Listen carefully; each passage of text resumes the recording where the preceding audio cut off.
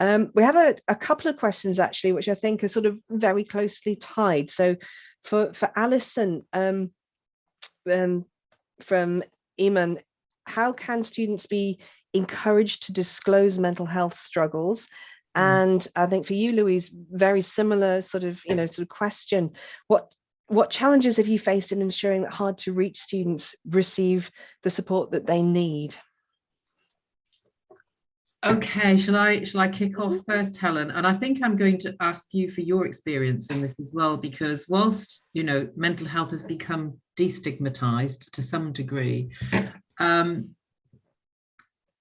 my sense is, from what I've read of our recent report, the HEPI Joint Advanced HE report, is that even if these things are destigmatized, that I think students, when they first come to university, feel so alone and don't know where to go or how to make contact.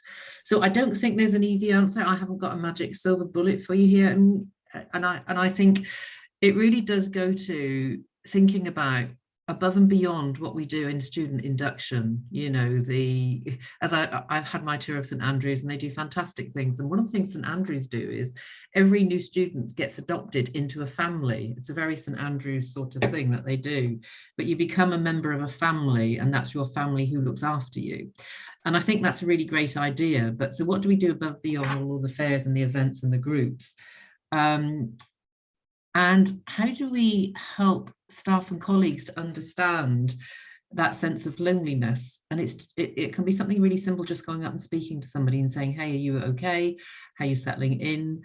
So I'm sorry, I can't answer that question any more than in the sense of we need to humanize our approaches. We need to be empathetic. So we really need to be putting ourselves in the shoes of those students and thinking about, well, what would I like? And we're all different, but if enough of us think like that, we'll get a lot of different ideas and responses to what people might need. I'm sure Louise has got something to say on this.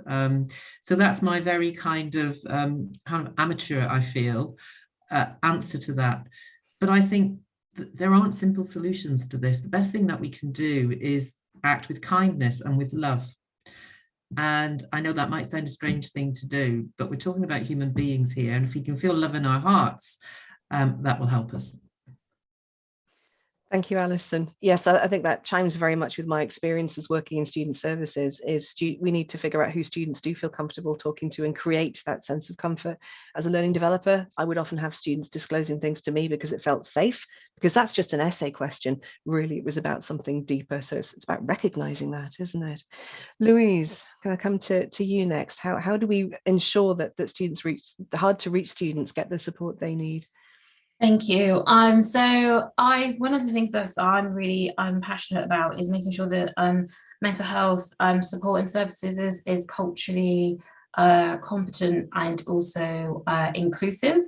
And is kind of like acknowledging and understanding that not all communities even just have the same kind of language in terms of mental health. There's some cultures within Black communities who, Black or BAME communities who, in translation, there isn't, for example, a specific word for mental health and the kind of mental health challenges. So understanding that goes a long way. So in terms of before they even think about accessing us as a support, they already have those pre-mindsets that actually either they don't have something that they're struggling with, and so that it gets very much internalized. So even before they even are able to know to walk through the door, there's already kind of things that are holding them back from doing that. So it's really important that I think mental health sector is inclusive, and also little things from like how things are marketed, the language that's used to talk about mental health, and also on a kind of a deeper level in terms of who are our mental health practitioners, to make sure that the mental health practitioners are welcoming to all communities, both in terms of on an educational standpoint, that they have understanding of what inclusive mental health looks like, but also in terms of the diversity of who the staff force is within those sectors, to really be seen as like inclusive, and have that also deeper understanding of different lived experiences.